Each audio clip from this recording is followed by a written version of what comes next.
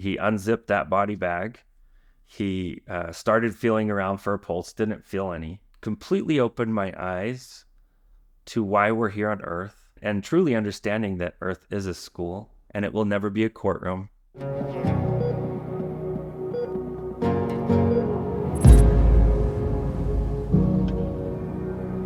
Welcome to Prioritize Your Life and prioritizeyourlife.com. I'm excited today to be here with Vinney Tolman. This is exciting. I love this kind of thing. I love sharing inspirational experiences, inspirational stories. So Thank you for all that you do. Oh, thank you. Well, my experience, it is considered an ADE or an after-death experience. I'm classified in the group of people that have had these as a body bagger, where I was revived out of a body bag. And my experience starts back in 2003. I was a bodybuilder or amateur bodybuilder. No titles, not even any serious competition at all, just an amateur, just working on the body a lot. We had a supplement that worked really well. It would help your muscles recover a lot faster than normal. So you could go to the gym and work out the same muscle group every day. And we ordered some of this stuff online. It was sold out locally everywhere. Ordered it online, and when it came, it had writing in Thai, the Thai script. And my buddy and I, neither of us read or knew how to read Thai script. Yeah. But we opened the bottle. It smelled the same as the American stuff, so we figured, hey, it's the same. We each took just a liquid bottle cap. That's it.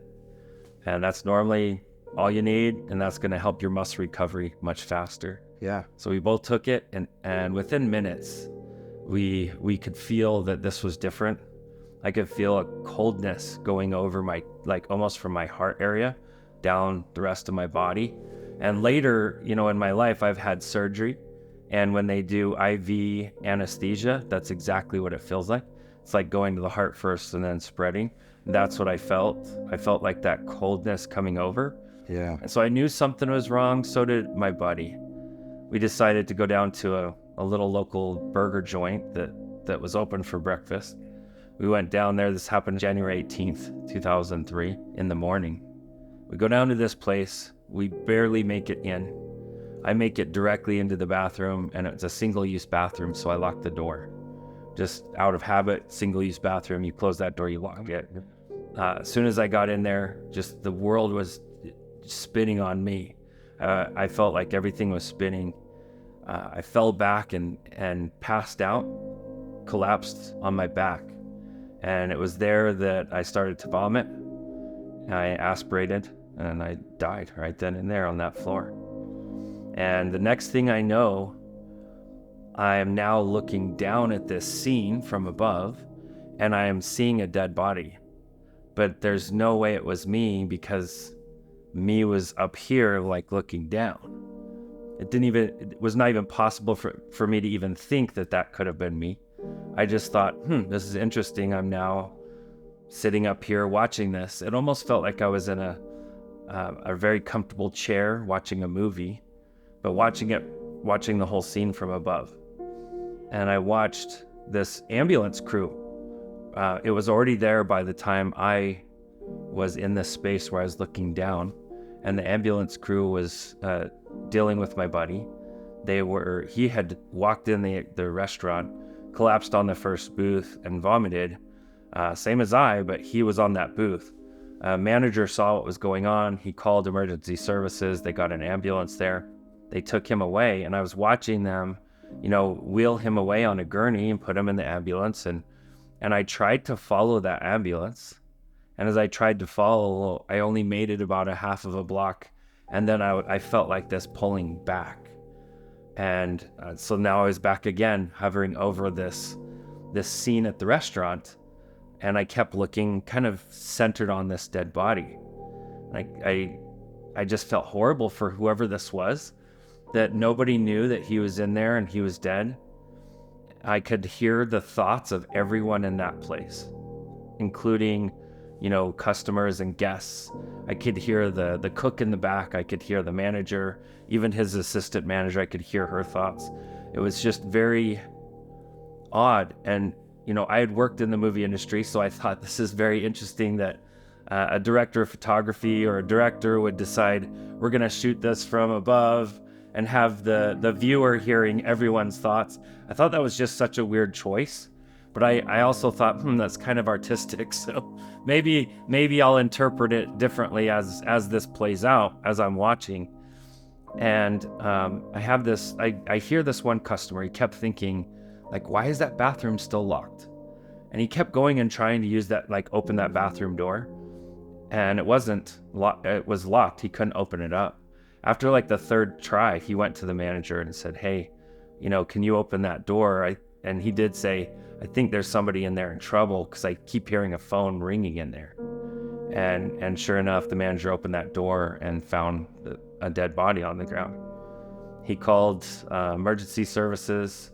And while he was on the phone, he was coaching his assistant manager to, like, feel for a pulse.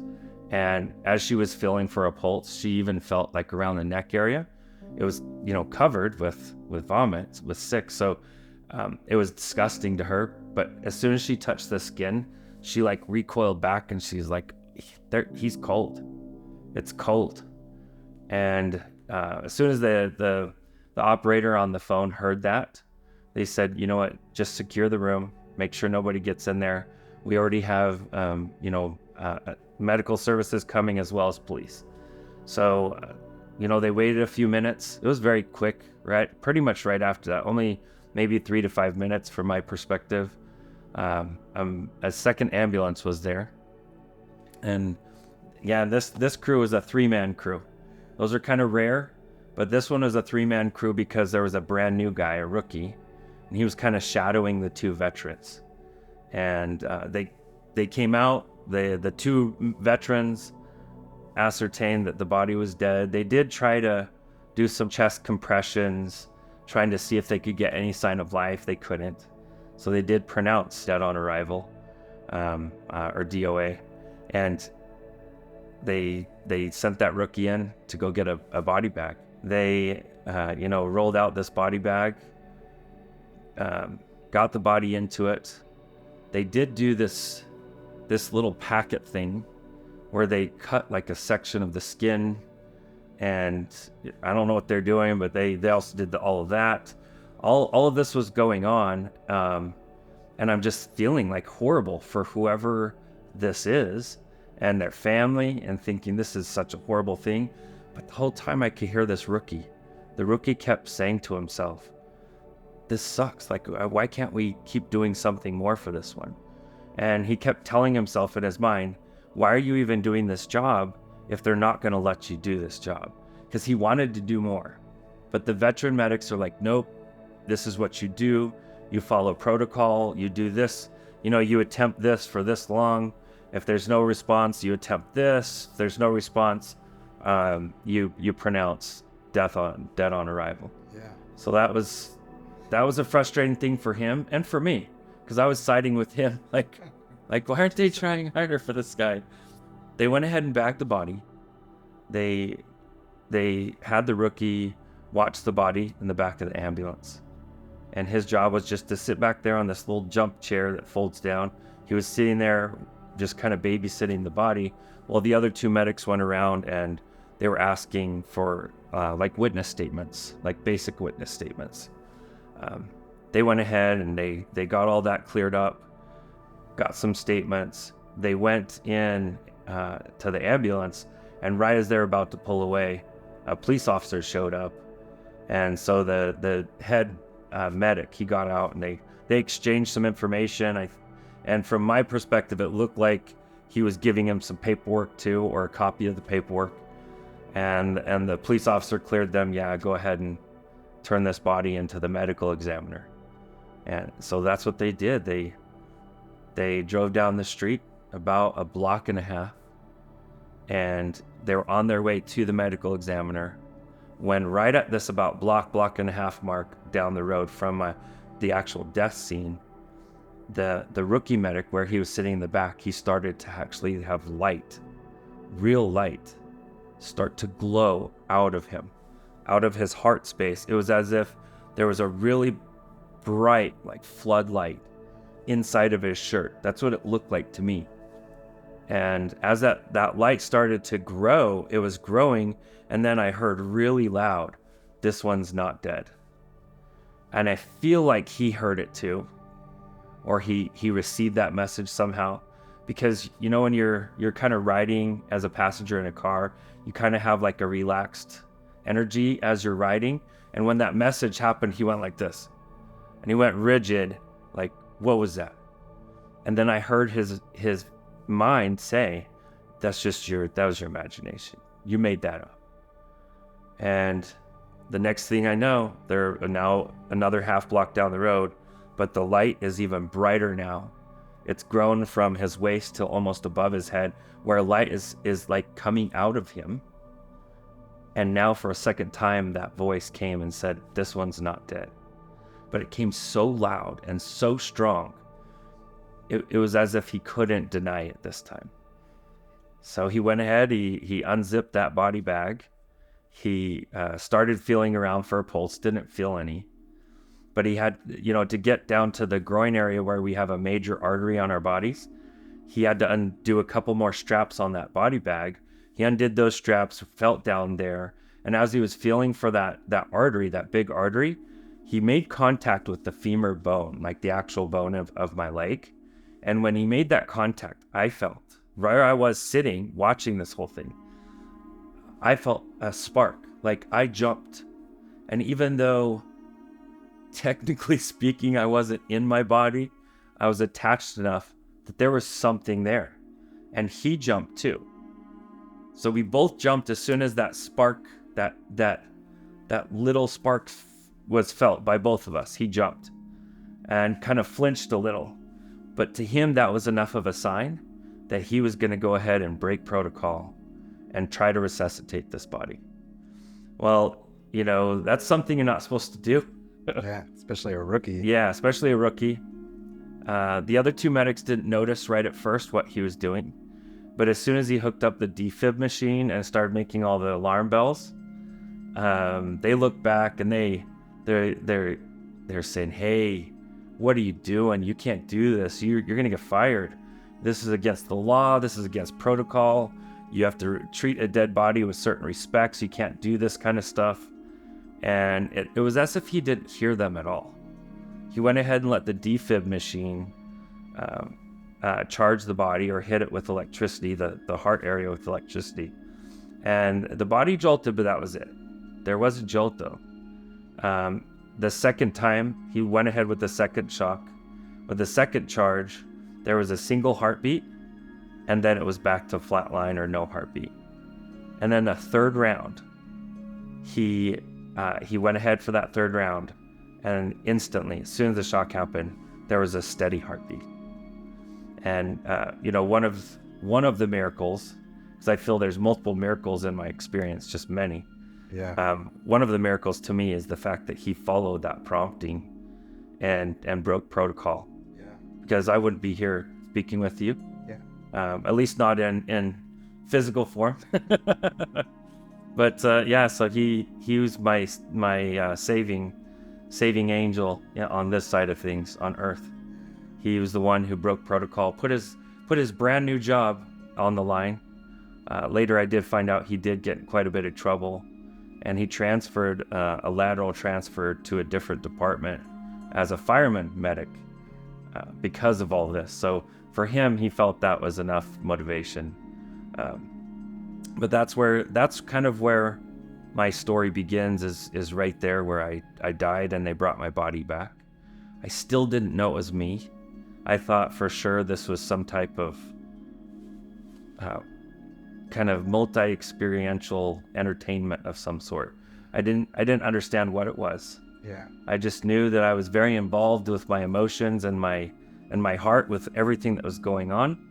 I watched them transfer the body from the ambulance into the hospital gurney because, I think God or happenstance, whatever you want to believe, it had this play out that the heart started within about 100 or a couple hundred feet of a hospital.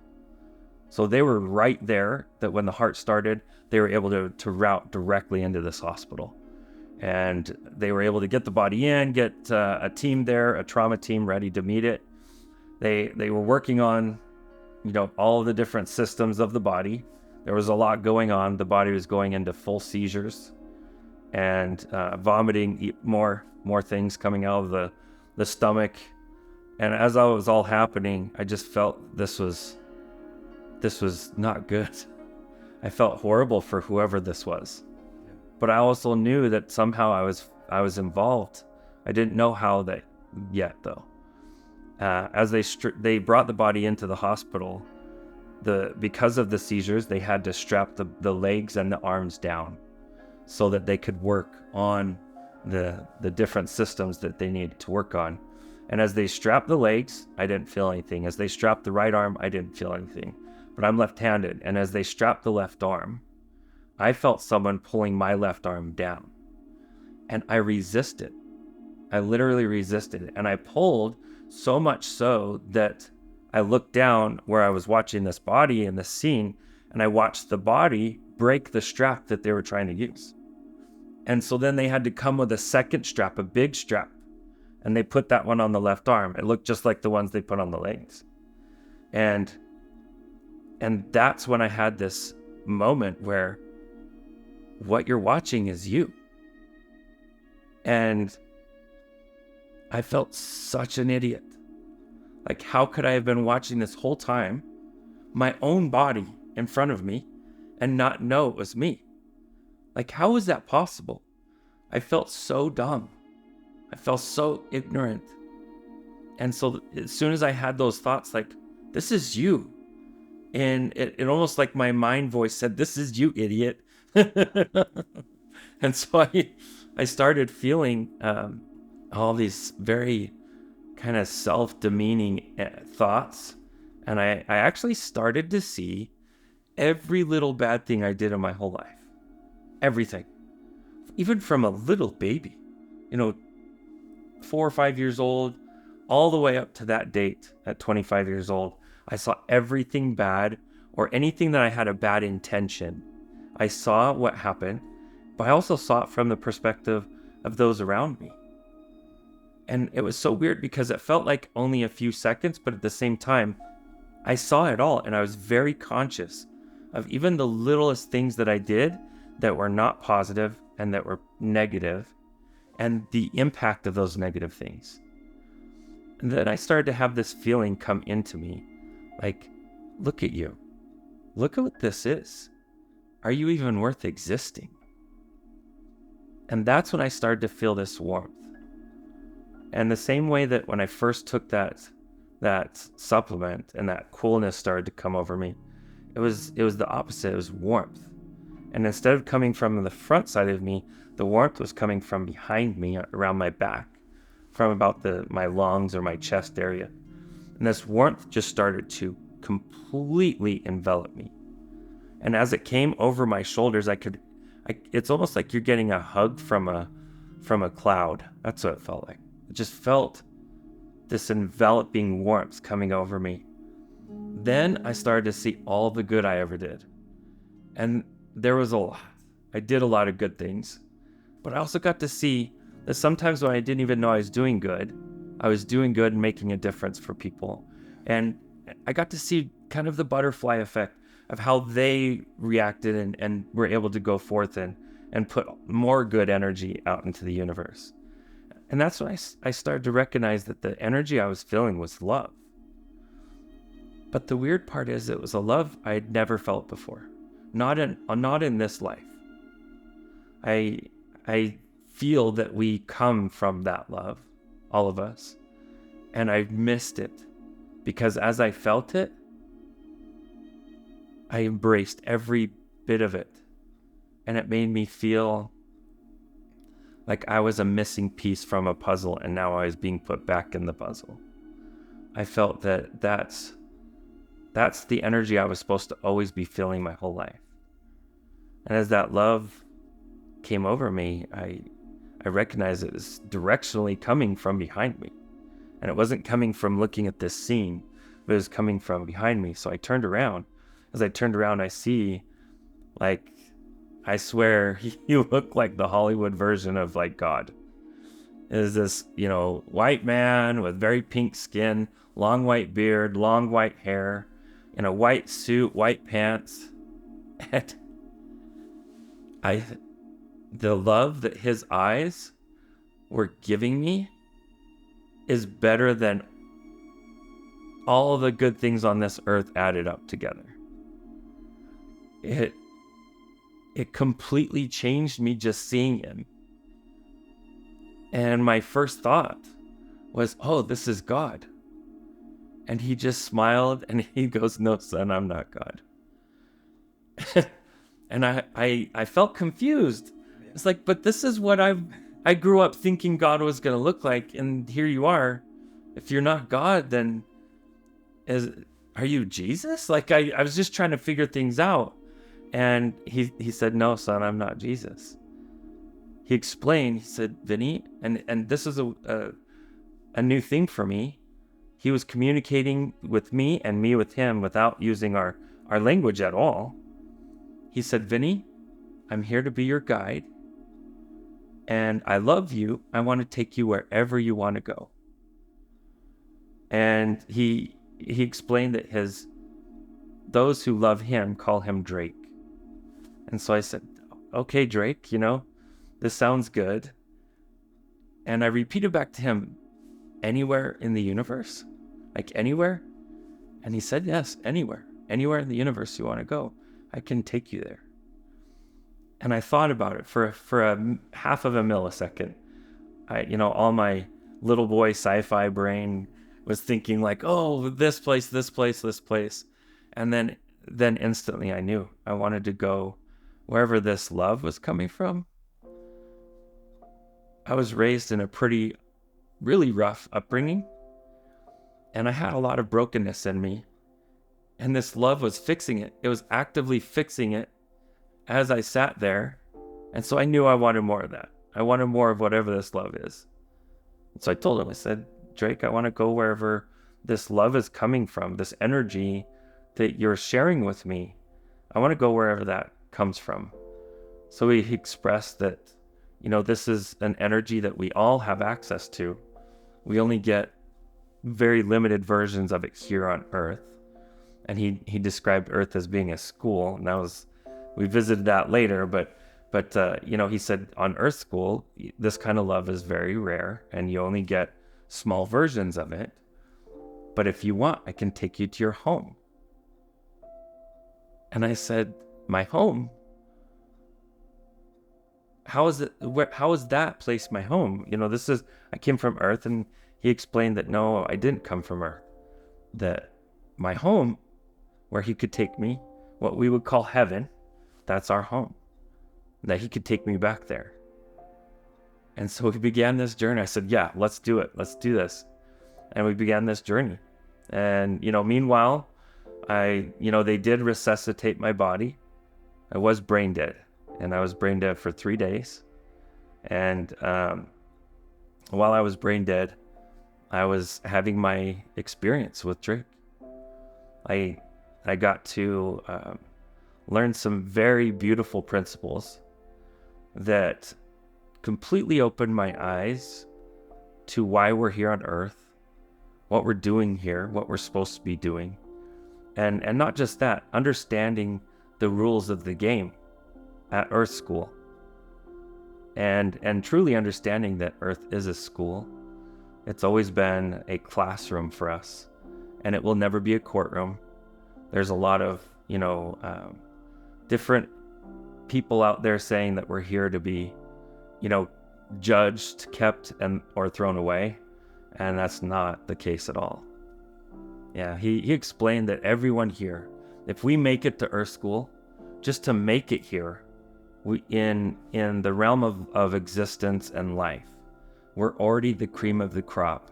If we can just get here to Earth School, it's like the hardest school there is for souls. And so that's one of the beautiful things that I was able to learn from him, that why we come here is very different than what most people believe. And it's definitely not to go and earn some great income, because we don't get to take that with us. But in that process of helping me understand the real fundamental principles that we could all implement into our lives that will get us in alignment so that we have that trajectory to strengthen ourselves through our Earth School experience, so that we're ready when we graduate. We get to go and be ready for what's next, for going home and really celebrating that return. And it was just an absolutely amazing journey. One of the first things he taught me was, above all things, authenticity is more important than anything in our lives here. And the reason why is because we can't grow, we can't learn, and we can't love or be loved unless we're authentic first. And when we are finding real, actual love in this life, or we're giving real love, it's only in a way that we can be authentic. And if we can kind of,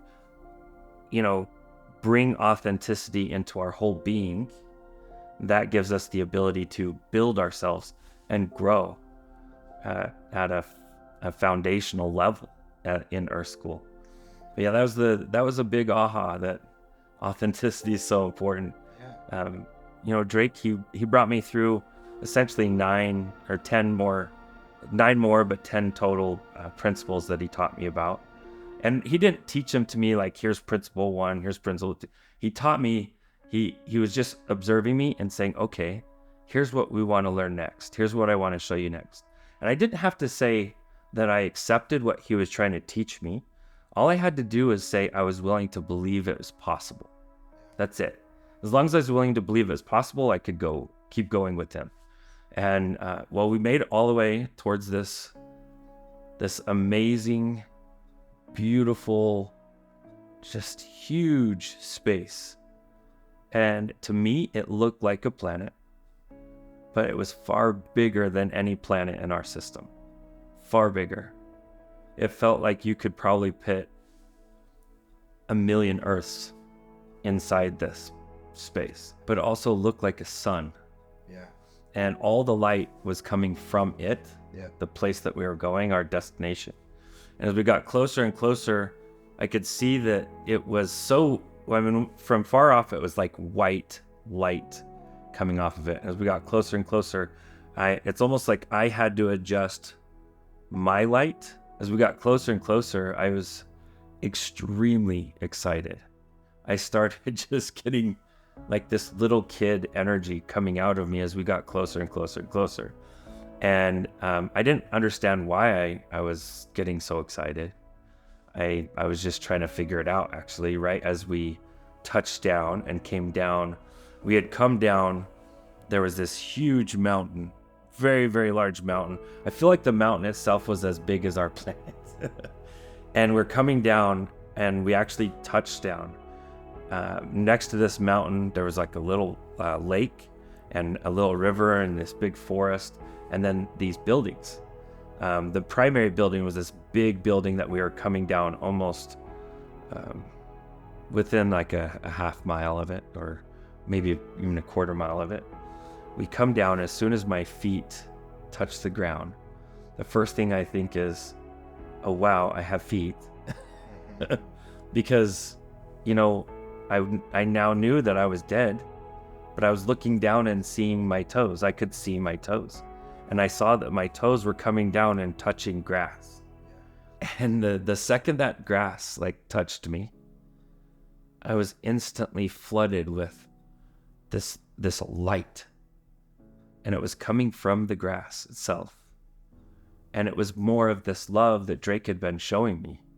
And it was just pouring into me as if I was finding my charger port. And as soon as my feet touched, I started getting this fulfilling love energy come over me. And the really cool thing is, as I looked down to see, whoa, this is happening, I noticed that the grass is so different than anything on Earth. Just millions of shades of green. But the blades of grass themselves glowed. Light was coming out of them. There was no external source of light like our sun. There wasn't that. the light was coming from inside. That's why I realized that light comes from everything there. And so that's why it felt like a sun. It's because light was coming from everything there. And this grass, it had like a humor, a consciousness, a loving energy. And it was expressing how much it loved me. And I'm like, this is just grass, but it's so beautiful. And the grass itself had a sweetness. And just by touching it, you actually would taste like what I felt was taste. I could taste this sweetness. And then I could see these like oscillating rainbow, just shimmering rainbows coming off of the grass itself, almost like it was radiating off of the grass.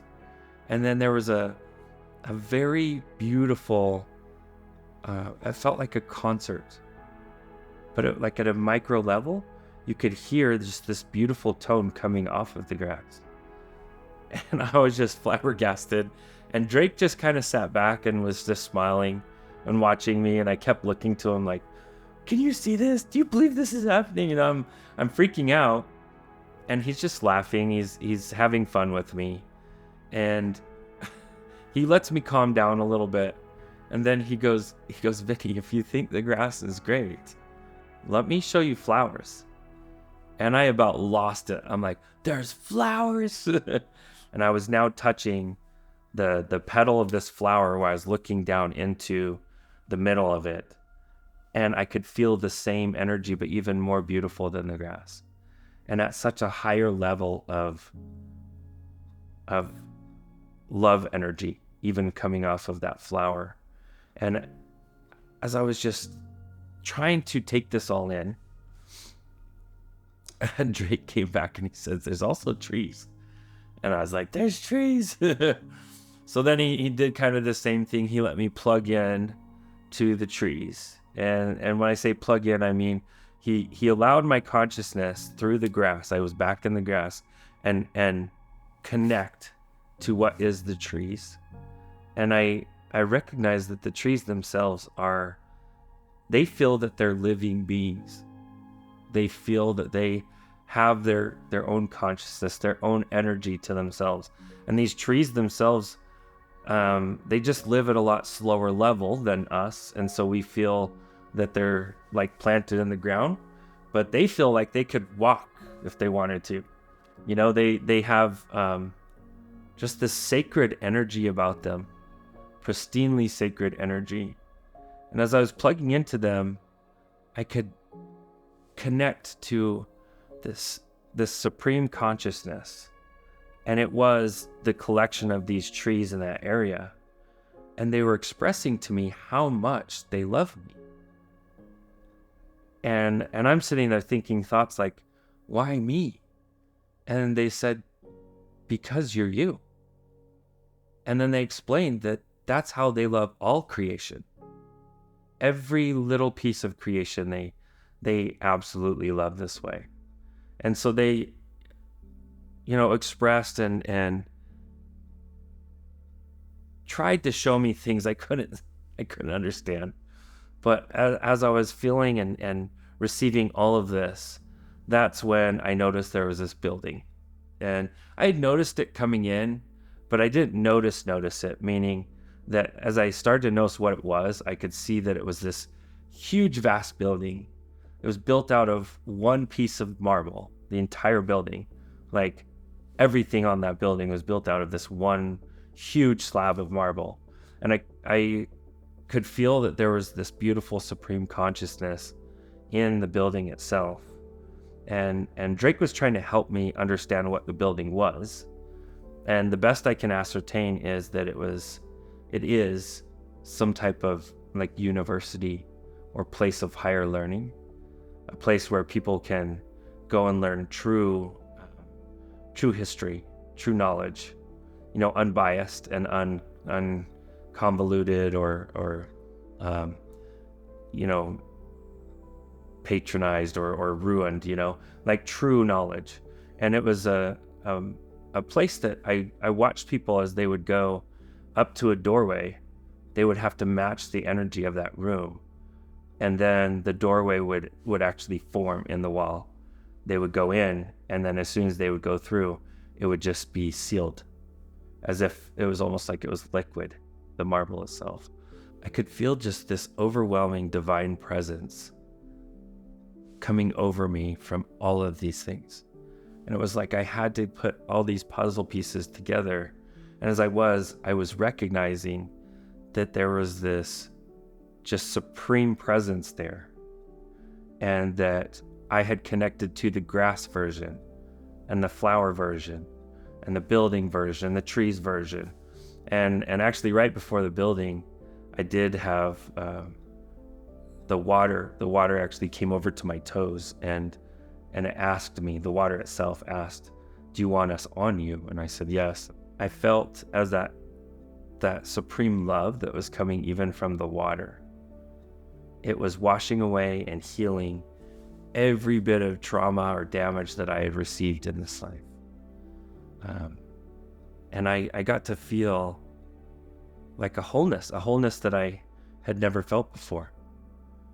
And it was life-changing, completely life-changing. Just to go through to this point, it was completely life-changing.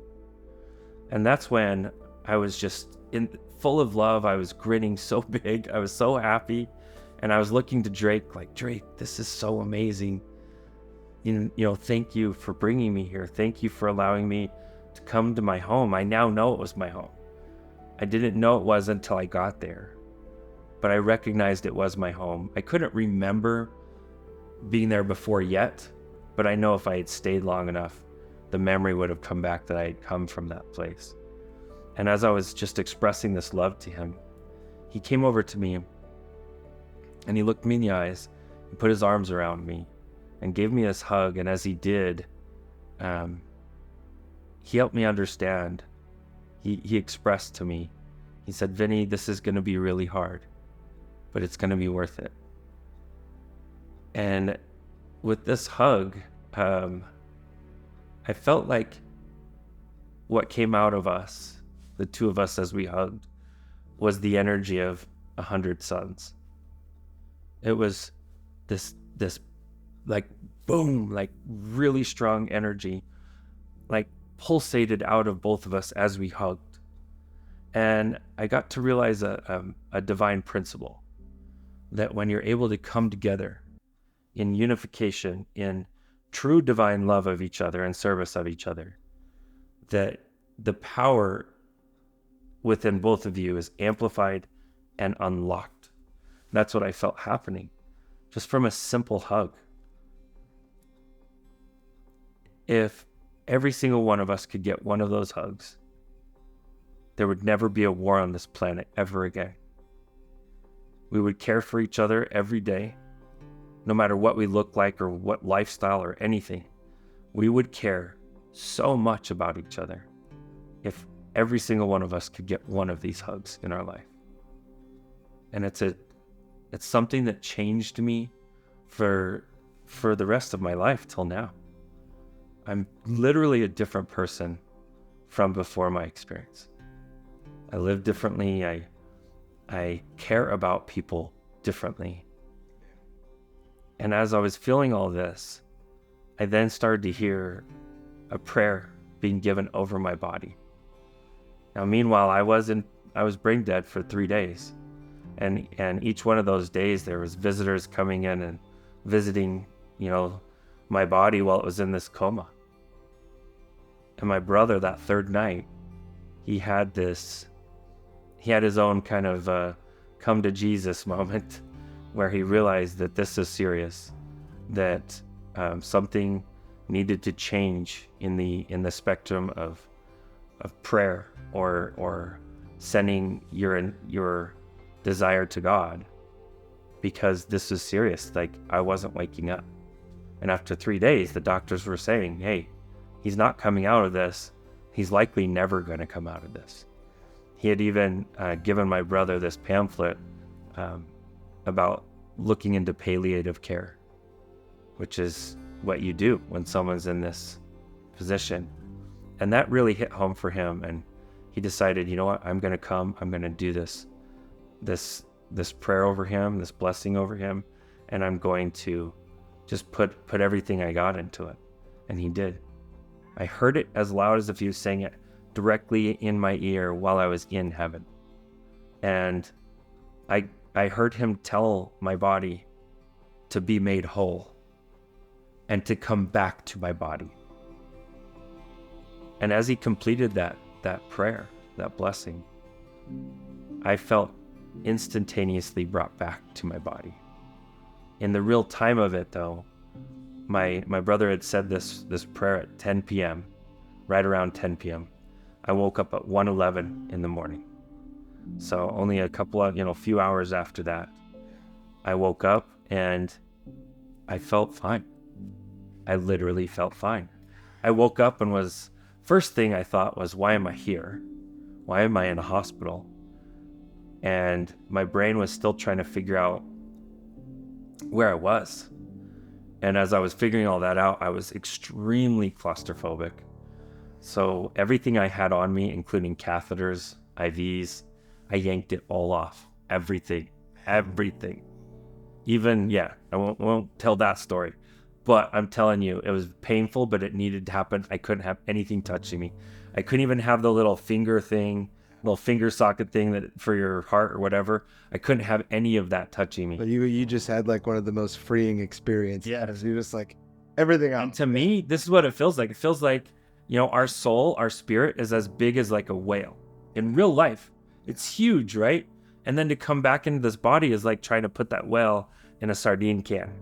It's near impossible. To me it is impossible, but it happened. So I was put back in, and I was standing there naked, just standing there like taking deep breaths, trying to figure out like what's going on? Why do I feel this? I felt like I wanted to pull my body off. That's what it felt like. And there's a good thing there's not a zipper on our body. I would have pulled it, just climbed out. I didn't want to be back in this body. I wanted to go back to wherever I'd come from. I could feel, and at that very moment of waking up, I actually couldn't remember the heaven thing at all. I was just thinking, I need to go back. I need to go home. And I kept saying that. I realized I was naked, and I was like, okay, I can't be naked. I grabbed some gowns that I found in the cupboard, wrapped around my middle section, and then I just took off, like walking really fast. I went down straight to this elevator. I'm sitting there hitting the down button when I hear a scream, and I know it's coming from my room.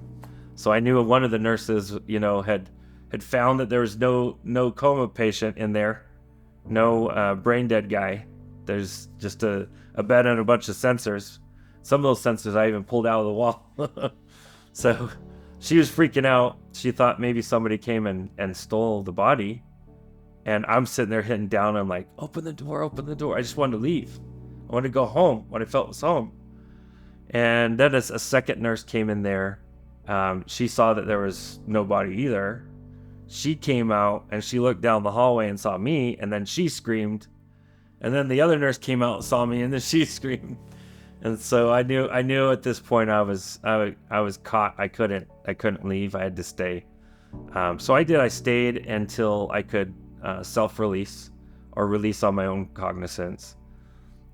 So remind you that I woke up at 1:11 in the morning. I was not allowed to be released until 7 a.m. So I did every possible release paperwork. I did so many tests. I did 99% of the tests they wanted. There was like one or two. I'm like, no, I'm fine. I don't need that test, And so they did make me do a lot of paperwork. I had to sign release, meaning that they're not liable. They're not liable if something happens after I leave. And I said, that's fine. Just let me out of here. By 7:30, I was walking out, and my dad had pulled up. I had called him at about 7. He came, picked me up, and took me home. On my way home, he just said, you okay? I'm like, yeah, I'm okay. And he said, are you going to work today? I was like, no, I'm not going to work today. Take the day off. Yeah, but I told him, I'll work tomorrow. And so I ended up working the very next day. But yeah, as soon as I got home, the only thing I could think was, I want to go running. To me, that was the one thing that helped me feel like I was somehow getting out of this body. And still at this point, I didn't remember what had happened to me. I got all the way to the point where I was going to dinner with my sister and some more family. But my sister specifically, my oldest sister, she cornered me at that restaurant, and she goes, "Hey, did you have an experience? Because you were dead. They found you were dead." And as soon as she said that, my mouth formed the words, at least my mind formed the words, no, nothing. But what came out of me was my experience. And as that experience was coming out of me, I started weeping and crying, because now I remembered all the things that had happened, including the leaving, the choosing to leave, and to not wanting to come back. And then I started to ache, to the deepest part of my heart. I wanted to go back home. And, it was a blessing to remember, but it was also a curse, because from that moment forward, I thought, I just want to go home. I want to do whatever I got to do. I'm going to go home. So I looked into the most dangerous jobs. I signed up to join one of the most, in fact, the second most dangerous job at the time that I could find was to be a king crab fisherman. And there was this thing you could pay money for in Seattle. You'd go there and you'd do a run with some fish boats out there. And if you did good enough, then they would graduate you to possibly being on a wait list for an Alaskan one for king crab, So I signed up for that thing. I was like, let's do it. I kept thinking, a convenient slip on the deck of the boat. I could be right there, and I wouldn't even have to try. It would be just, nature having its way, and I could be back in heaven. So I wanted to do that. But I kept hearing Drake tell me, "Vinney, this is going to be hard, but it's going to be worth it." And so I did keep going. I picked myself up by my bootstraps and just went back to work, went back to doing the things I knew to do. But I started doing it differently, everything differently at that point. And I was done being the old version of me. I was done body worshiping, because that's what I felt I was doing when I did bodybuilding. And I was done worshiping anything else. I was now ready to really embody my new purpose. And my new purpose was to build relationships, to love and care for others in a way that is genuine and divine. And as I could do that, I can emulate that energy in heaven. So I began with this new energy, living my life, and had a real rough patch right after I came back. Some of the hardest weeks and months of my entire life. And shortly after I came back, though, I did meet my wife. And as I first met her, even before going on a date, we both knew that we were going to get married. We knew it without a shadow of a doubt. We knew we were going to get married. And again, before we even went on one date. And kind of the neat thing is, I could feel that presence of heaven around us when we were together. And even before one date, everywhere we go, people would ask, "Oh, how long have you guys been married? Do you have any kids?" And we were just young. And so we kind of radiated that energy everywhere we went. But the neat thing is, part of what, Andrea, who became my wife at the time, she was my fiance, she really helped bring out a better side of me. And she helped me reprioritize my life, where family was paramount and one of the most important things. And as she was teaching me how to do that, that wasn't my way before. It was my entertainment or my adventure was number one. But she helped me do that, kind of reprogram my life. There was an opportunity to go to this little reunion in Wyoming. And normally I wouldn't go. I was too busy with some project or something. And she lined it out. She's like, "Nope, look, you're not doing projects from this date to this date. That's when the reunion is. You're going." And so I got voluntold that you're gonna go to this reunion. And I agreed. I said, "Yeah, that's part of my new self. I want to do stuff like that." So we ended up at this reunion, and part of the reunion, was you could go to this high school and watch a historical presentation of the town. And in this little town of Afton, Wyoming, they were showing the presentation of the founders of the town, some of the first clergy of the town, some of the first land surveyors, and all of this. And it was 4th of July time period when this happened. I think it was like the 7th of July. And it was actually cold in Wyoming that day, which it can be even in July there. And I was getting cold. This was outdoors. It was on the high school football, field. And we're watching this big screen show all these slideshows of pictures of people. And I was cold. I was starting to gather our stuff to leave. And Andrea kind of kept dragging her feet a little bit. And finally I knew why. Because within minutes of me starting to say it's time to go, she pipes up, she freezes, and she goes, "That's your guide. That's Drake." And I looked over at her. I'm like, "Who? What? No." And I turned, and on the screen is this old black and white photo of Drake. He was a lot older in that photo, but the white hair was there, the white beard was there, the eyes, they were there. And but I was completely dismayed because it said his name was Charles. It didn't say his name was Drake. I'm like, it's him, but it's not him. What's wrong here? Why? I'm thinking, God, why would you do this to me? You get me to know him as Drake, and then now I find out he's a real guy, but his name is Charles. But I noticed the last name, and that last name was the name of the reunion we were at, and that was my grandmother's maiden name. So I went to my grandmother's house right then. We went there. I just kind of walked in. I'm like, Grandma. I go, "Can you tell me about someone named Charles Kazare?" And her exact response was, "Oh, you mean great grandpa Drake? He's kind of famous in our family." And that's when she expressed that it was her great grandfather and that he was known by Drake to the family and only to very close friends. But even on all official paperwork, he was known as Charles. And then I'm like, that's why you had me know him as Drake, not even as Charles, so that I could have that confirmation of who he is to me. But he would be my, great grandfather on my grandmother's side.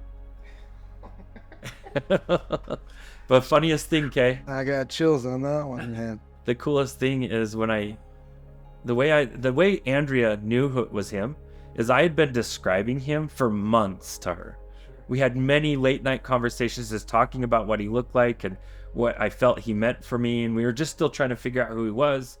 And so when she saw that picture, that's how she felt she knew that was him. And when I saw it, it was him, 100%. But the way I always described it to Andrea is I said, Drake's eyes, you could feel them like reach in and hold you and hug you. His eyes did that. Even in this life, they did that.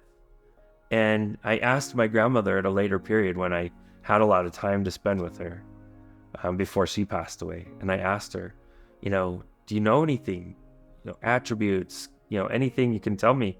And she said, well, everyone always said like his eyes, they could reach out and kind of grab you and hold you.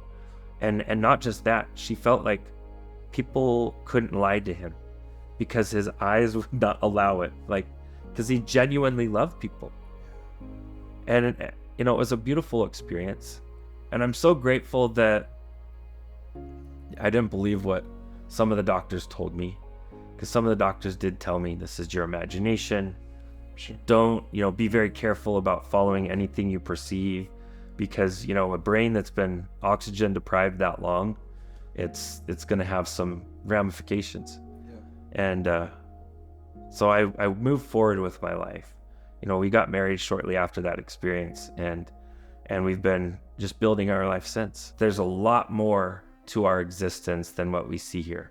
And it's very, very important that we understand that we can't take our incomes with us. We can't take our fancy homes or cars, but we can take with us the relationships we build. And that is the most important thing we can do here, is build good relationships and learn how to create with love. And that's paramount for us here. If we can do that, we walk away from Earth School, an abundant being, someone who's full of that abundance that heaven wants us to have. That's my experience, Wes. That was incredible. I'm really glad I didn't go read anything or watch anything, and I could just be in this moment, because that was really, really special. And yeah, you said there's so many things. I feel like, I'm sure as you've shared it, people can take away different things. One of the things that I loved when you were describing coming back into your body, and I feel like a lot of us, right? Like there's so many identity issues in the world. It's like people want to like know who they are, and it creates so much confusion. And I think it's so beautiful that you said that's like our soul is like as big of a whale, and we're just like being pushed into this. And I feel like there's so many people in the world that get out of touch of like how important they are, and that their soul is so big and important, and life kind of starts like almost making that soul, like as a person, and your soul and everything just starts almost feeling smaller and diminished, and they start forgetting, or maybe they've never even truly known what they have inside of them, and that innately, right, without doing anything, they have this intrinsic important worth, and they are so big and so beautiful. They just don't know it. And I feel like that's one of many things that I took away from what you said. So, but man, yeah, I'm still getting chills about the Drake thing. That is so cool. Well, it's really neat. A few months after my experience, or after we got married, we got to move in and kind of help take care of my grandmother towards the last few months of her life. So we got to go through like old family records, and she had a documented special prayer or blessing that was given to him, and it even spelled out like, hey, this is the change you're going to make in the world. And then it was more than a full page of describing what he's going to do in the afterlife. No way. And one of his primary purposes in the afterlife was to lovingly escort his family and loved ones from this side to the other. And like, at that point, I'm like, God, you don't need to give me anything else. I'm good. I'm convinced. I know it. And just you add so many different elements.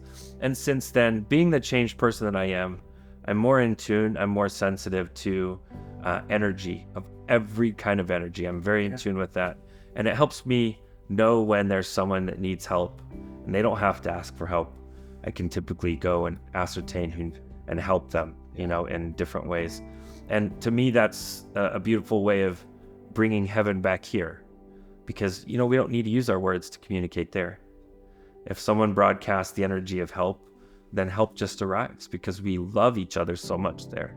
And, the whole identity crisis is happening because we're not physical beings. We're spiritual beings having a physical experience, and we're pouring so much of our attention and our energy into the physical. That's why we feel empty inside. We're not meant to do that. Thank you. Thank you so much. Thank you, man. Yeah, thanks, Leslie. Nice to meet you too.